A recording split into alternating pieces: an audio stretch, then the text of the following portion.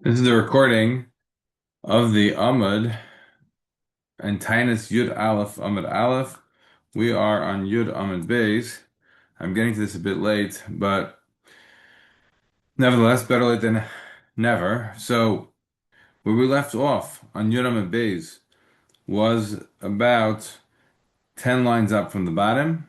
The Masnisa Tana al Tafsiu Psir Gaso. In the Brisa, we learned that a person shouldn't take big steps.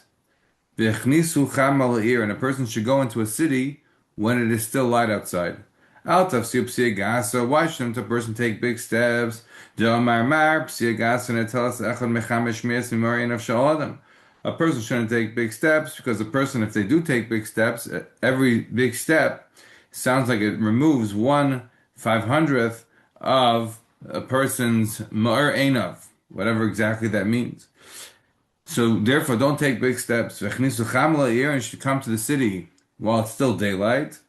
Like we have a member from Yehuda Marav, Damar Yehuda Marav. La'elam yetzer adam chitayv v'yikanes b'chitayv.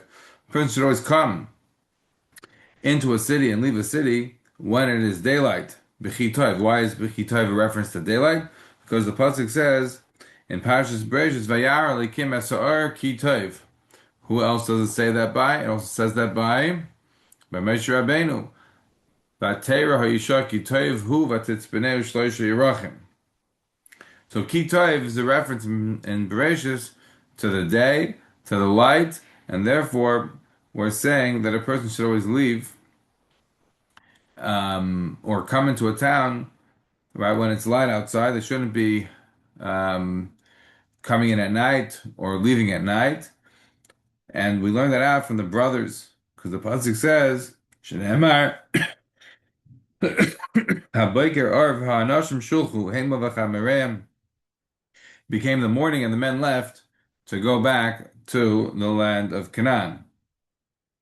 Obviously, it didn't work out so well for them. But for our purposes now, we have a few things here to mention. The first, this idea of not going psiakasa, not taking big steps. If you remember, we had the Gemara in Brachas, Vavam and Beis. The Gemara told us over there that if somebody's living in shul, you shouldn't take a psiagasa. The mashmayis was that you're not supposed to take psiagasa out of shul because that's mashma that you really don't want to be there, and it was a masoi, and now you're excited that you could leave. But to come to shul, that would be anderish, that would be allowed, that would be encouraged. Of course, you should take big steps to run to shul. And in fact, the Gemara says over there exactly that. The Gemara says, Lo Yamar and El Lemefak. Mitzvah, right? It's a mitzvah to run to shul, and even on Shabbos, if you remember, Rabbi Shimon Levi, La'olam Yaretz Adam L'Dvar Halacha V'Afilu B'Shabbos. So when we're saying over here, Al Tafsir P'Sir Gasa, we mean in the sense that you're not going to shul. So if you're not going to learn at the shul, Mishnah Bur writes in Siman Dalet Sif Yud Beis, that if we're dealing with shul-based medrash, things that have spiritual endeavors, run for the mitzvah. But if we're dealing with like a rishus, forget it, dvar avera, then a person shouldn't be running. A person should be walking. So that's number one. Number two, Taisus here, and the Taisus of Psia Gas and the Taisus Achal Mechamesh Meis Mimarain of Shalom, Taisus gets into math. It says, but if you're taking off always of the Marain, if you're taking off your eyesight, then every time you take another step, that's going to take off 1/500th. You're going to be blind pretty quickly.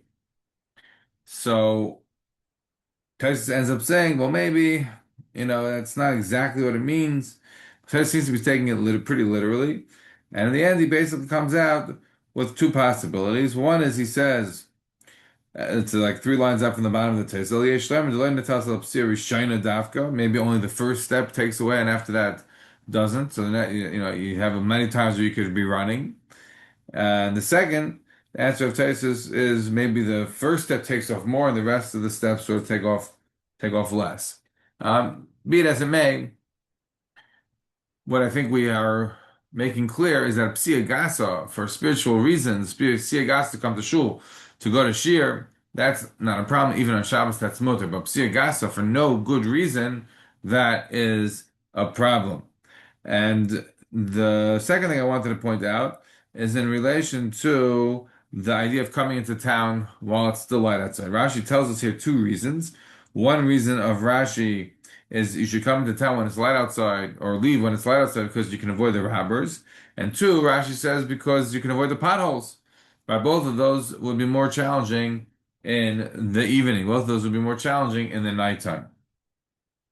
Um, Also to mention that Rashi tells us in the first wide I guess the bottom part of the wide lines of Rashi, Rashi says that there are svarim, there are versions of the Gemara that they didn't bring down the pasuk of Habayker Arva Anashim Shulchaim V'Chamereim.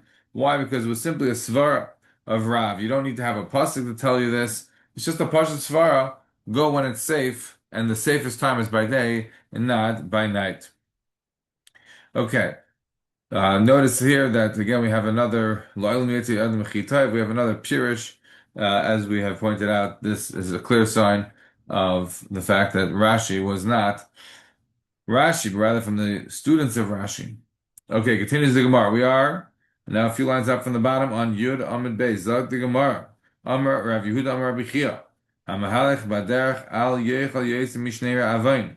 If someone is going on the road, he shouldn't be eating more than he would normally eat during a famine. That is to say, don't eat a lot. If you're going on the road, you're traveling, eat a little bit. Why is that? My taimo says the Gemara Hacha.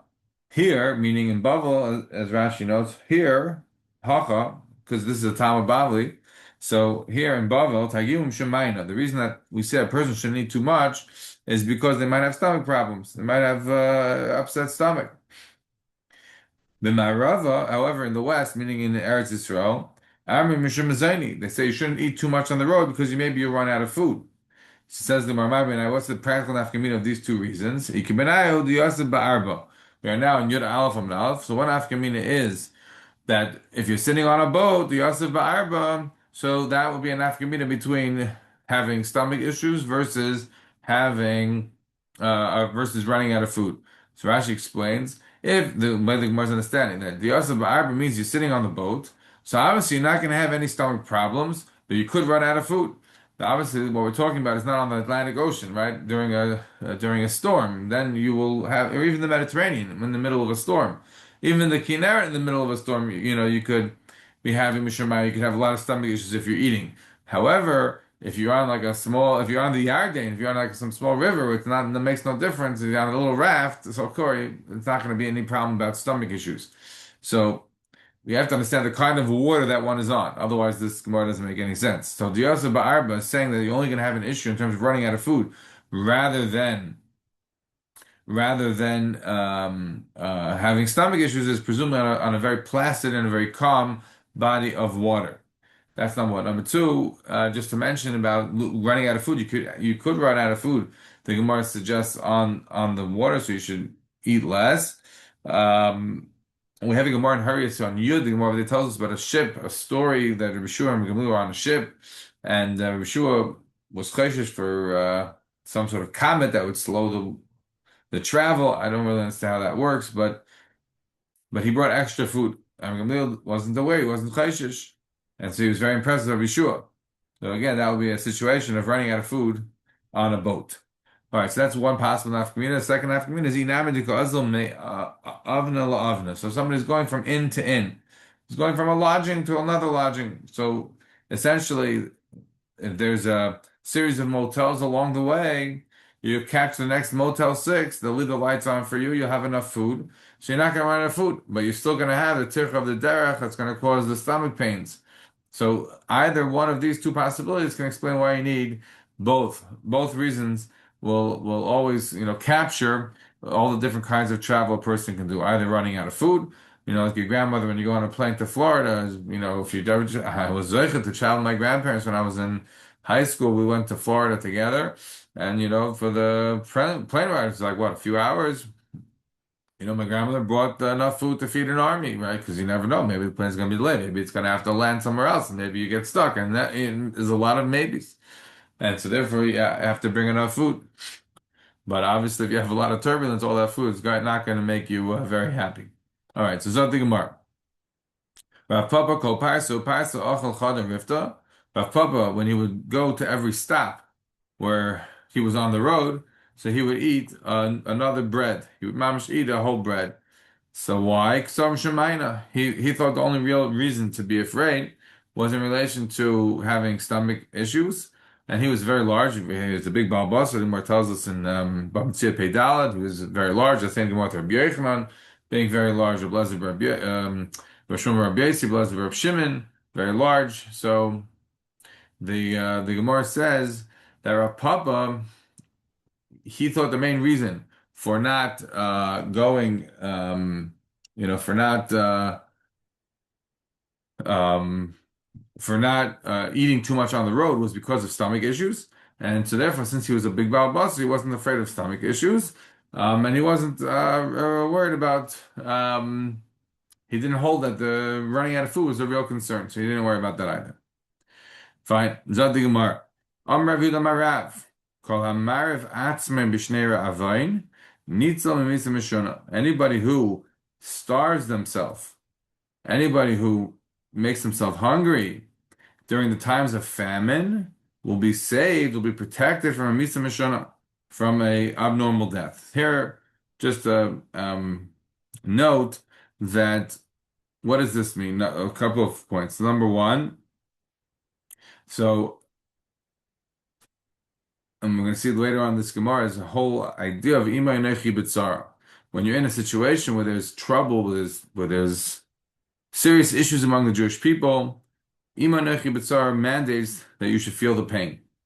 So kol amar v'atzam mishnei ra'avain is there's a famine, and you're also, even if there is food enough for you, but you're also starving yourself in order to sort of be with the rest of the people. So then nitzal mitzvah mishana, you're going to be safe from mitzvah mishana. This is not the same thing as what we had before. The Gemara on Yudam and Beis told us that Yaakov Avinu criticizes the brothers, and he says Lama tisra'u, right? He says to the brothers, why are you guys making stuff out that you have so much? Don't make it out that you have enough stuff during the famine. So they shouldn't be jealous of you. That's not what we're saying here. We're not saying here that a person should starve himself because they shouldn't make themselves look like they have plenty. That's not the issue here. There's one thing, is what we said before in Yudam and Beis. When there's a famine, a person needs to not make it out as though he has a lot, and thereby get people jealous of him. That's one level. Then there's a second level, which is maybe b'tzina, you could eat enough. No, says the Gemara, even b'tzina, a person b'shnas ra'avain should be marv atzmai. Should make himself feel the pain of the people. Right? Should make himself feel the pain of the people. Imanechi b'tzara. And says the Gemara that if the person does that, he's going to be nitzal mitzvah mishana. He's going to be saved from a very odd death, from a mishana death. Rashi explains, what does it mean mishana mishana? Misa Mishon is mace b'cherev b'rav. Somebody who dies in famine or somebody who dies with a sword, that's considered a Misa Mishon. V'chol Misa she'ein b'yidei hamalach hamaves k'derech kol adam al mitosoi. Basically, we're talking about any death which is not in the hands of the malach hamaves on the bed. So here, the Rashi is maybe alluding to an idea that was also brought out by the Orach Chaim in Parshas Vayeshev, very famous Orach Chaim. Rashi is saying that a Misa Mishon is caused by a sword. But that's not the Malach HaMavis. The Malach HaMavis kills the person when they're on the bed, but not with a sword. This reminds us of the Orach Chaim, because the Orach Chaim, very famously in Parshas Vayeshev, says in Parak Lamed Zayin, Pasuk Chaf Aleph, he says that a person, as opposed to an animal, is able to kill another person. He has Mechira Chavshis to a degree that he can kill somebody even if it wasn't in God's plan. Meaning, it's not the Malach HaMavis doing it, you're doing it, you're getting out of the Rebbeinu Shalom's plan, as it were. That's number one. Number two,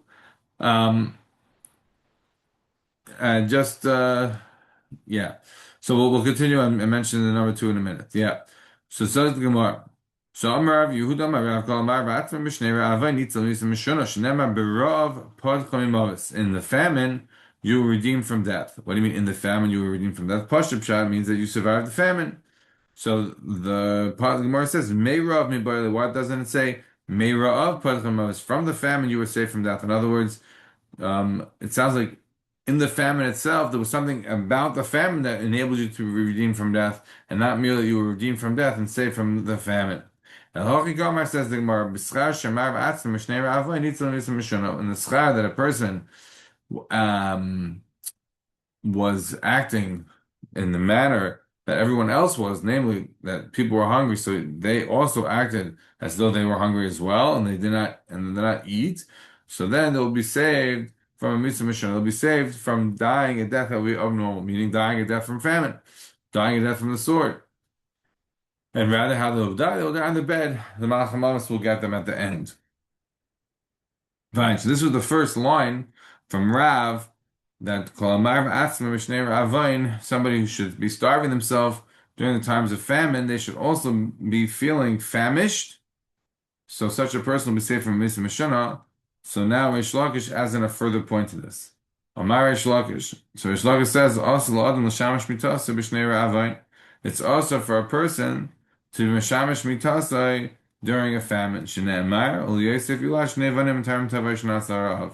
Because Yosef had two children before the famine came, meaning he didn't have any children after the famine came because he was perish from his wife. What are we seeing from here? We're seeing from here is that Mishnas Ravain, it's a mitzvah for a person to be Marav Atzmai. And now we're saying even further, it's not just a positive thing that a person who has enough provisions should nevertheless starve himself. In order to be able to have that gefil, in order to be able to be Marin Nechi B'tzor with the rest of the crowd, he shouldn't be perished Minat Tzibur in any way. And now we're saying, Rish Lakish is saying even further, Rish Lakish is saying, not in the area of food. This is in the area of mamash b'tzin, and no one's going to know anything. So Rish Lakish says, "Aslan mishamash mitasi b'shnei rabbi." During times of famine, a person is not able to engage in intimate activity with a spouse. And the Gemara concludes on that, and the Gemara says, "Tana chasuchei banim shamshim mitasem mishnas rabbi." That people who are lacking children, people who are chasirei banim, if they don't have kids yet, they're not yet mekayim the mitzvah pruvu, as Rashi notes, so they do have a heter. They do have a heter to be engaged in intimate activity during the Shnas Ravain. How would this work out? Let's say somebody is a first-year married person, right? So v'simach hasishta shalokach a mitzvah midaraisa.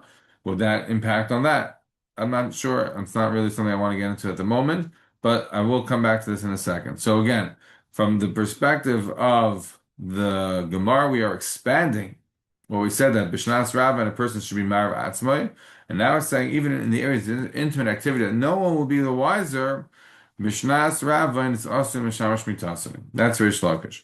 The Yerushalmi here in Taanit in Parak Aleph Halach Vav doesn't say it with the lashon of Rish Lakish in the same manner, even though it's also learning it out from Yosef. First, the context is that it talks about Noach, that Noach was initially Asa, right, when he went into the Teva, from engaging in any intimate activity, as opposed to says, Ato v'necha ve'ishtecha, and then when it says he's leaving the teva, it says say teva ato ve'ishtecha. So then it was mutter again to have intimate activities with the spouses. And on the teva, we know chum, right, the kela, the oirev, etc. We're not keeping to this idea of mishnas ra'avain. A person should be, or in this case, an animal, also should be pirish. So the Yerushalmi says the lashon of the Yerushalmi is b'shah she'ata roich chisaron bala olam asay ishtecha galmuda. It's not a vart necessarily in Ra'avain, it's a vart in Tsaris. If you see a Tsaris, a chisaron is bala olam, make your wife a widow. In other words, be perished from her.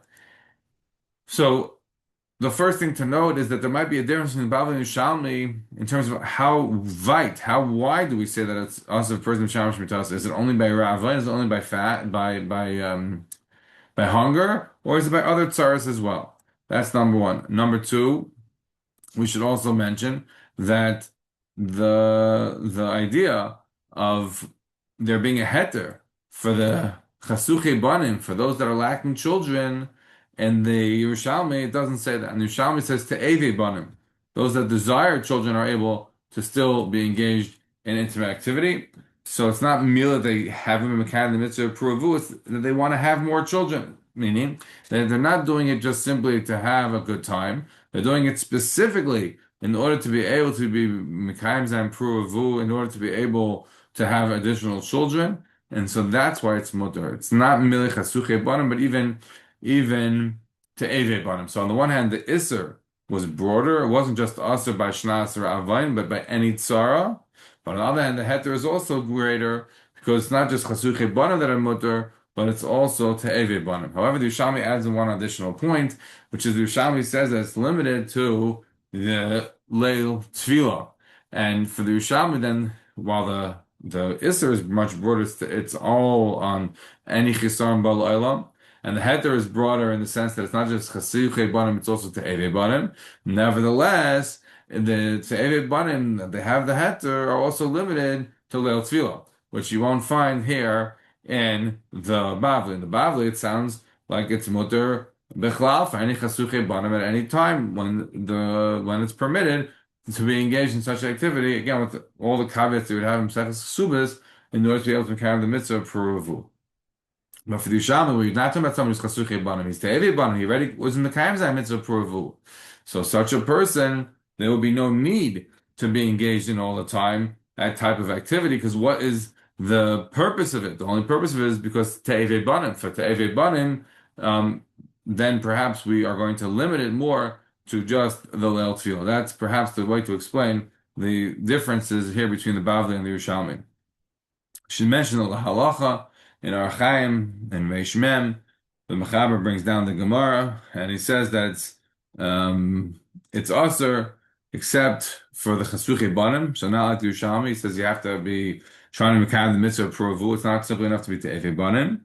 And the Ramah adds in from the Yerushalmi that it's only mutter by Leil Tefillah. So it ends up that we take a bit from the Yerushalmi and the Bavli. So the Yerushalmi is giving us the Leil Tefillah, and the Bavli is giving us the Chasuche Banim. So we end up in a situation that Bishnas Ravain, when it comes, and the Ramah says really old Saris.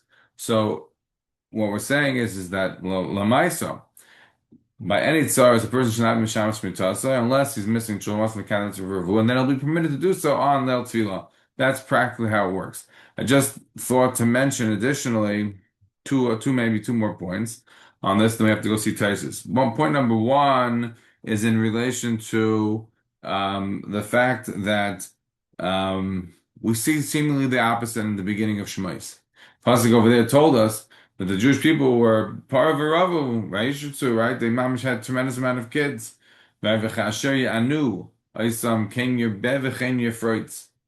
They had a huge amount of kids. We learn Shisha V'Keres we learn the Tanchuma, Rashi brings down by the Maris Hatzayvais in the end of Shemais, that they made the kir out of to honor the woman who had seduced the husbands. There was a middle of the tzaras. There was a huge tzaras for the Jewish people, the Shiva Mitzrayim. So how could they have all been engaged in Mishamash Mitayseim? Don't we say that it's usher when there's a shnas Ravain or a shnas of Chisaron in Olam? So I think the answer is Pasha, and the answer is as follows.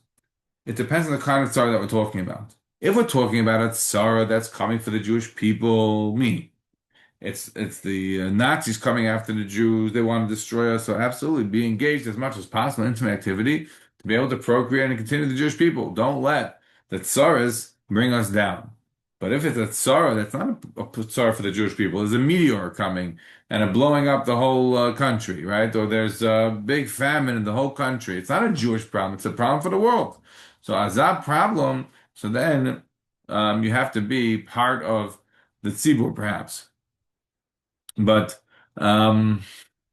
it's clear from the Gemara, I think it's relatively clear from the Gemara, that when the Gemara is saying, Kol Marav Atzim B'Shas Rav B'Shnei Ravain, or Asal Al Mashash B'Tas B'Shnei Ravain, that our focus here is really on the Ima Nechi B'Tzar of the Jewish people, not necessarily the wider humanity at large, but nevertheless, perhaps this is a bit of a qualification that if the tzaras are really just for the Jews, and specifically on trying to at least hurt the Jewish people from procreating, and hurt the Jewish people from being able to exist as a people, and by definition, one has to go against that. And the Gemara in Saitan Yud Aleph tells us about Yocheved that Yocheved told her father, who was perished from Amram was perished from Yocheved, right, during the Gezerah, because he said, "Kol ben Ya'ar Ya'ar Tashlichu." What's the point to have a son is going to be killed. She said, yeah, but you're killing the girls too. So he took heart to that and reunited with his wife.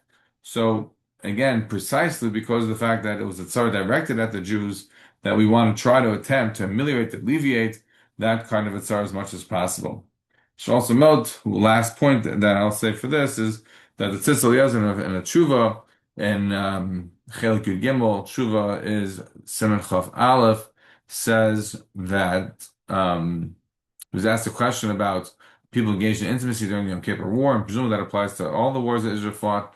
And it says certainly it is going to be permitted, but um, but nevertheless, even though he says that it is permitted, but the header that he brings down is for the tzeirim, for the young people. Even he says if they're mekayim puravu, even if it's not leil tefillah, but he's predicated on it being younger people. Um, yeah. So the last thing for now is to mention Taisus. The Taisus here, the top Taisus that says Asl Adam Mishamash Mutasim Shnei Ra'avain. So Taisus asks the question. Taisus' question is, what's going on? You tell me it's Azar to be Mishamash Mutasim Mishnei Ra'avain. How can that be? It's clearly not Aser because Yecheva was not only ben Achaimis. Yecheva, the pasuk says, the Shiv Nefesh came down to Mitzrayim. And we know we count the amount of people, it's only 69.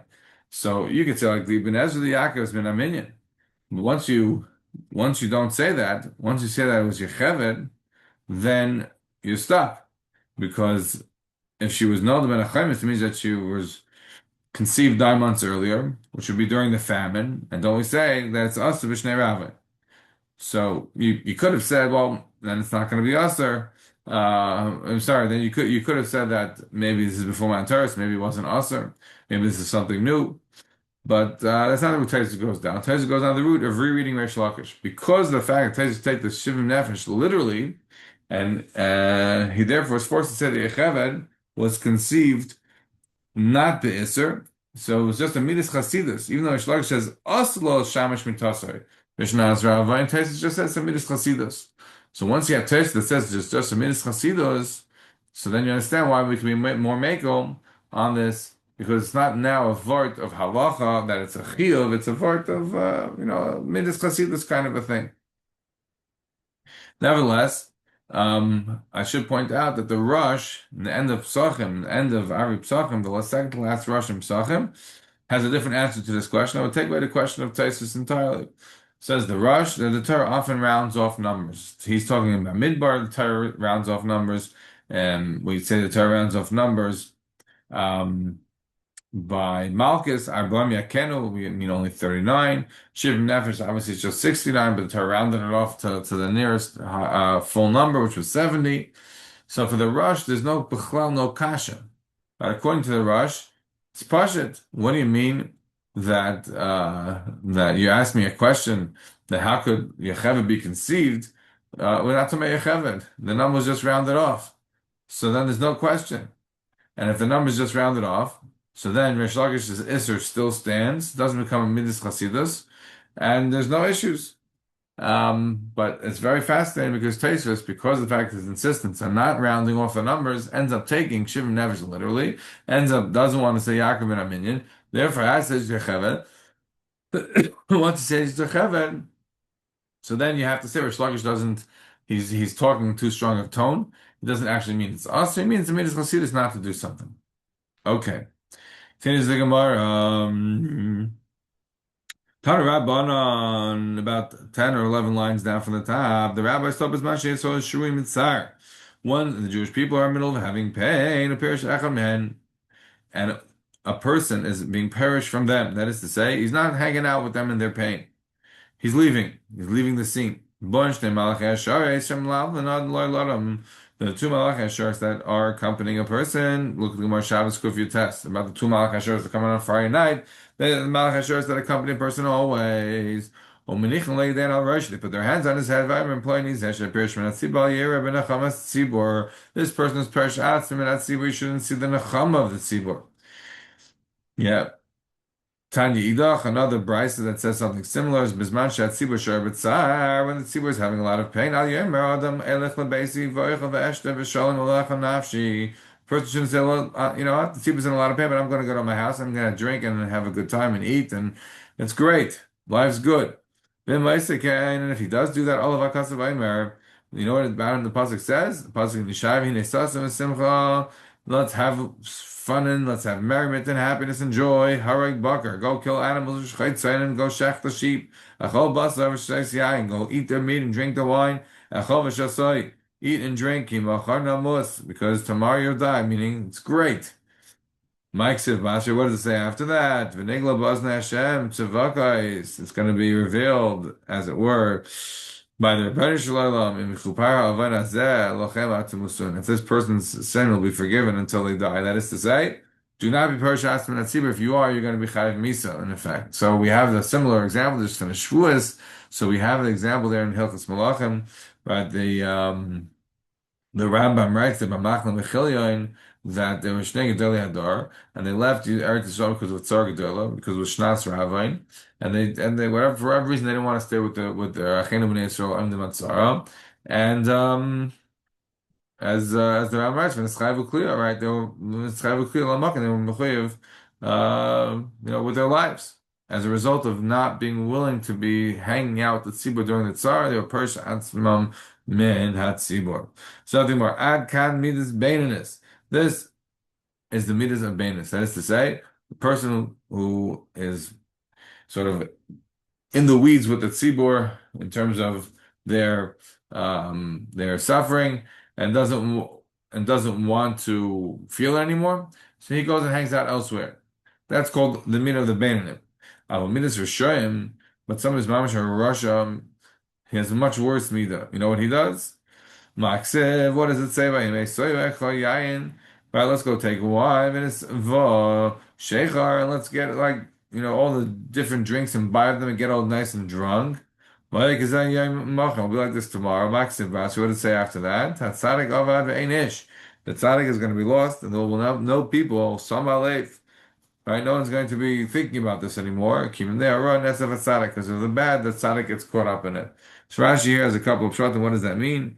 The tzaddik that sometimes gets caught up in the raw, the nishli star because we don't want the tzaddik to have the pain. Right? We know Avraham Avinu dies at 175 and not at 180 like Yitzchak, because Chazal say that they didn't want him, have Avram. The Bershom didn't want to have Avram to go see Esav and all his troubles.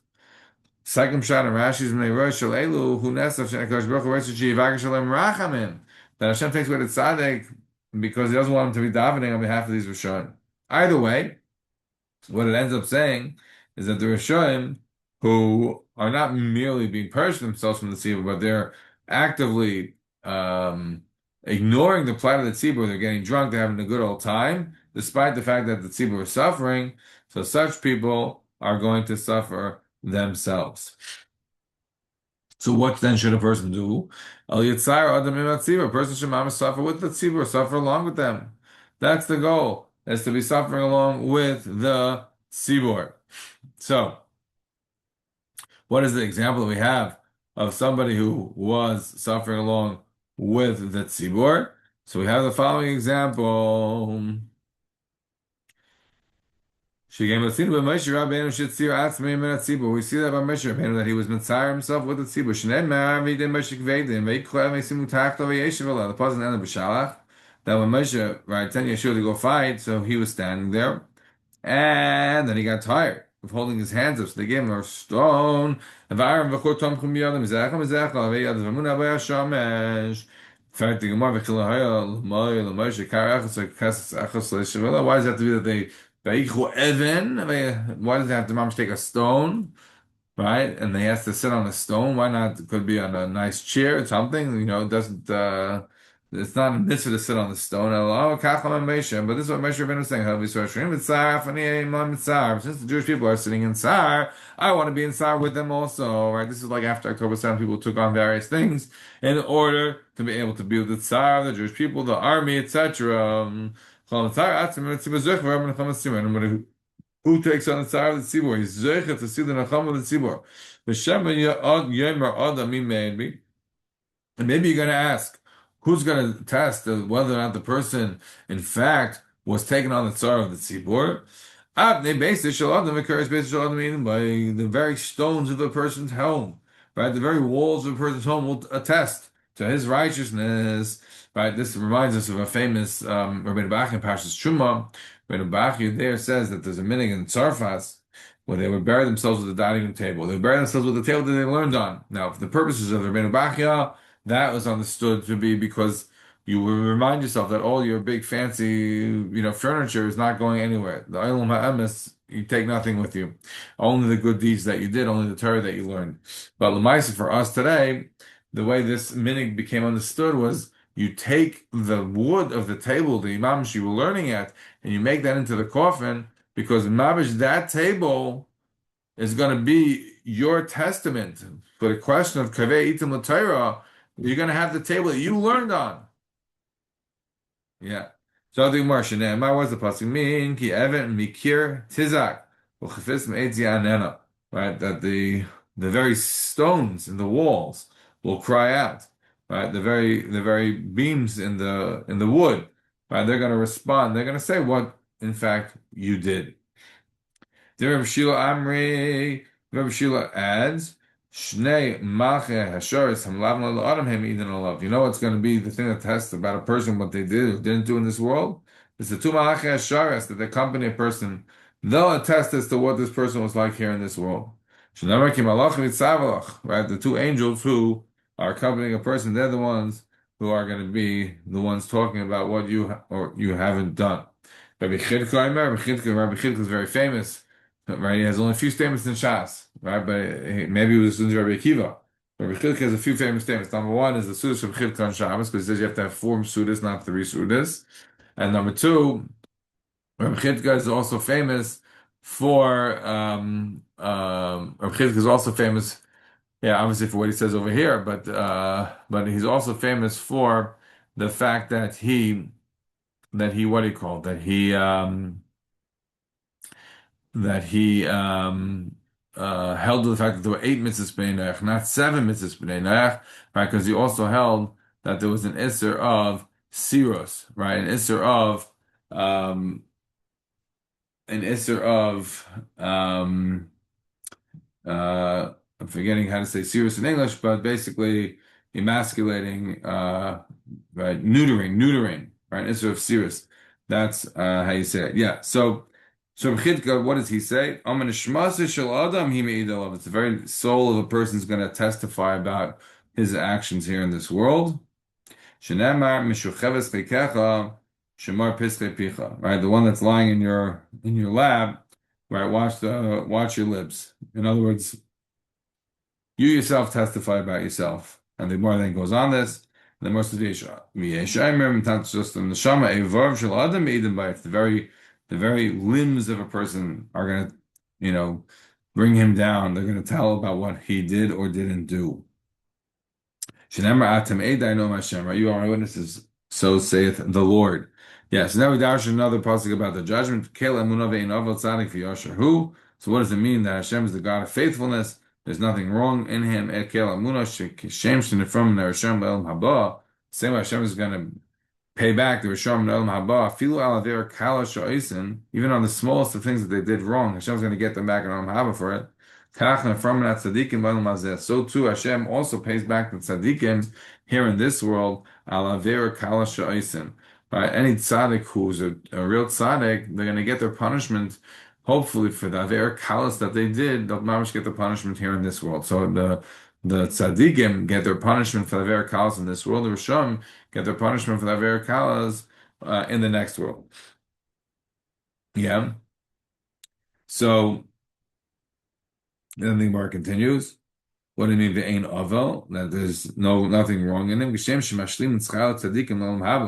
Just like Hashem is going to pay back the tzaddikim for mamish all the schar, everything that they deserve.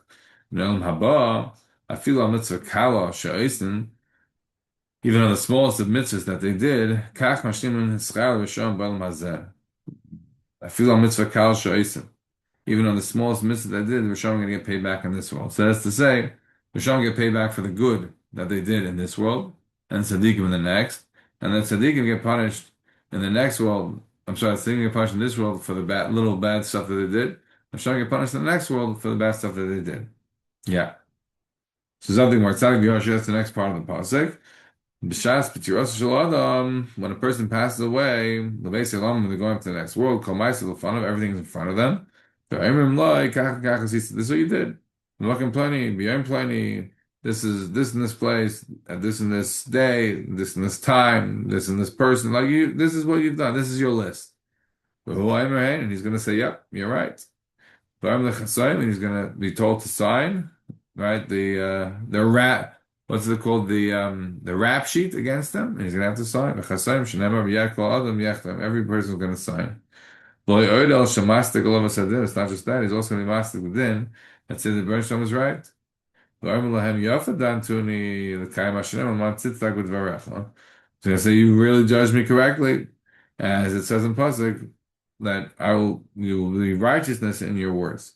All right, we'll stop over here, and we will continue in the next class to do Yud Aleph Amud Beis. Have a wonderful day.